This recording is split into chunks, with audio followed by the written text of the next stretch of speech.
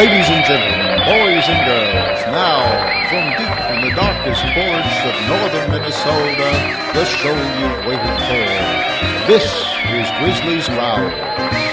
And I am honored to present our host, the man, the mystery, the legend. This is Grizzly. This is Grizzly's Growls, Episode 4, and this is Grizzly. It's a snow day, yay! Not much of a snow day, granted, since it's Sunday and not a school day, but it'll just have to do. As a kid, I used to love snow days, listening to KDAL on the AM radio in the morning with the latest weather forecasts and school closings, hoping mine was next on the list. Staying home, can't go to school because the school buses aren't running. And if we got to school, we might not make it home. Better safe than sorry, right, Mom? Get to play all day.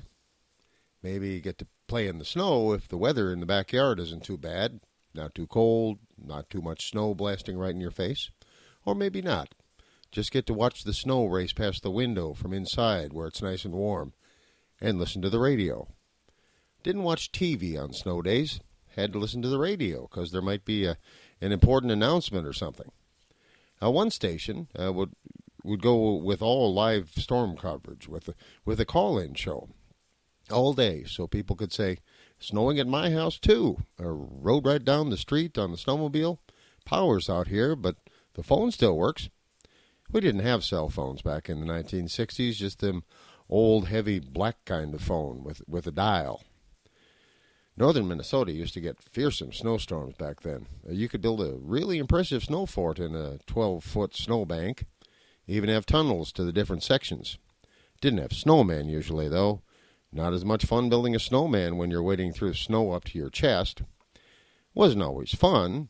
Had to shovel a driveway. We had a truly monumental driveway. The Niagara Falls of driveways. Our house was at the top of a high hill, and our unpaved driveway must have gone down, at a 50-degree angle or so, through a sort of ravine cut through the brow of the hill. The ravine trapped all the blowing snow, so the drive would be buried 3 or 4 feet deep sometimes, with 8-foot snowbanks on the sides. People would come to visit, and some who should have known better tried to drive right up to the house, and we'd have to bundle up and go outside to shovel them out and rescue their cars, like those folks in the movies who live right next to Niagara Falls, rescuing those dopes who went over in barrels. Even my dad didn't always get all the way up our driveway, but he could sure explain what other people did wrong in their attempts. On the best snow days, the snowplows would go rocketing down our roads, shoving the ankle-deep snow cover into the best snowbanks, twice my height sometimes, barricading our driveway, knocking aside and burying our mailbox. One time my dad left his VW microbus parked at the bottom of the driveway, and the back end got hit by a snowplow. Not much damage, really, but boy was Dad mad. Probably the worst and best snow days I remember must have been before I was 5 years old. Really huge snowstorm blew in, massive snowdrifts. Of course, when you're 4, any snowdrift is massive. We lost power over the whole neighborhood. Finally, we all bundled up in boots and snow outfits and marched off on the long, long trek to my grandpa and grandma's house. It was right next door, across the yard, but it was a huge yard that had been my grandpa's potato farm. And when you're 4 and wading through snowbanks that are over your head, you haven't seen many winters, you've never seen such a big snowstorm, and, well, you're not sure all winters aren't like that, so it's an adventure. My grandpa's house had a wood stove in the living room and oil lamps and an upright Victrola.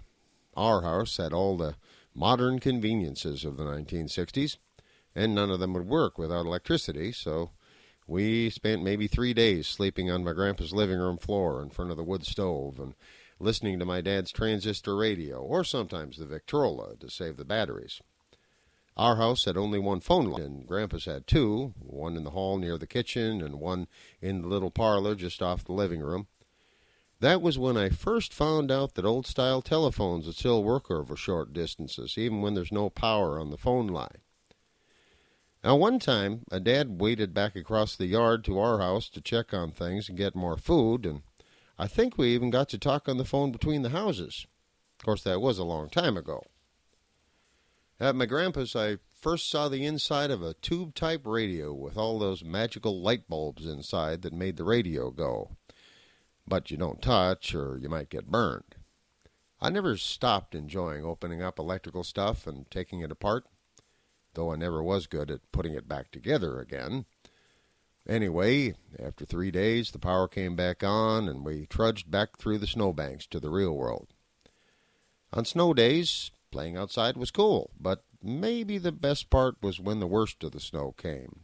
Stronger gusts shaking the walls and rattling the windows and hiding Grandpa's house behind a wall of white. Hearing all the folks calling the radio station about their various disasters. No power, frozen pipes, buried cars, not enough groceries for more than a couple of days. For a brief moment, I lived in the most exciting place in the world. And it was all going to be okay, because Mom and Dad said. Just hunker down and wait for the storm to stop, and then go shovel the driveway again. Or maybe the best part was later at night. A man on the TV talking about the bad weather on the late news, the biggest, or the longest, or the deepest snow, or the coldest winds on record, at least around here. And watching the weather forecast with bated breath, hoping for just enough more snow to get another snow day. And then it was always time for bed, because the next day was a school day. But maybe not. You can hope. Now today, when I was watching the Weather Channel about the big two-ended storm and getting ready to record this, the power went out, the desktop computer stopped working, the TV went black, and I had to switch off the laptop to save it for later. So I put fresh batteries in my flashlight, turned on my solar rechargeable AM/FM radio, and hunkered down. Tried to find some local AM station talking about local weather conditions, but, well, radio stations aren't local anymore, not really. Made sure it still worked to light the gas stove in the kitchen with a match. Made lunch with what wasn't in the fridge. A couple of cookies, the last of the coffee, half a grapefruit. Well, maybe the power will go out again before I finish this. Maybe I won't have to worry that I didn't finish the laundry for work tomorrow. And, well, tonight I got to watch the news and the weather. And then I got to get to bed, because tomorrow's a work day. But maybe not. I can hope. And that's all I have to say about that for the moment. Feel free to leave a comment or a question on the website or on the voicemail. Talk at you later.